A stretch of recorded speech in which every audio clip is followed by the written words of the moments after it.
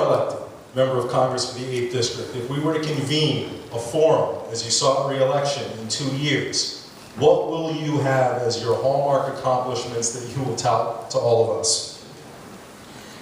First, I think people will feel that there's more hope. They will see that things got done. They will know that the first thing that I did when I got there is to give equal pay for equal work. They will understand that I was concerned about families whose food was being taken off the table because a woman is not getting paid the same amount as a man. They would now know that women will get not 77 cents to the dollar, but $1 to the dollar. Not 59 cents to the dollar, but $1 to the dollar. So I think when we get some small wins, then we go to common sense things like universal background checks for gun control, to reduce gun violence. So I think that them seeing that there's hope, that there's somebody there who wants the job, who's going to get the job done. Mr. Eben.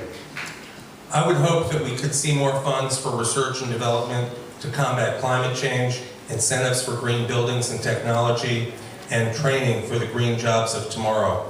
Climate change is the greatest problem that will affect not just this country, but this planet's health and the health of the people in this room.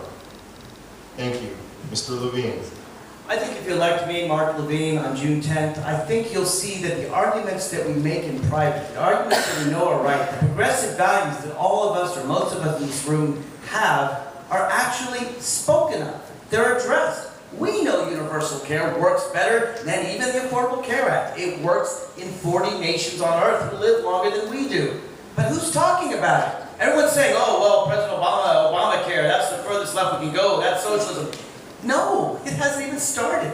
People are going to be talking about guns and the real damage they do. They're not going to be saying, oh, well, you can't fight against the NRA. People will be talking the issues that we care about, and they're going to negotiate on our turf the way it should be. Thank you. Mr. Byer.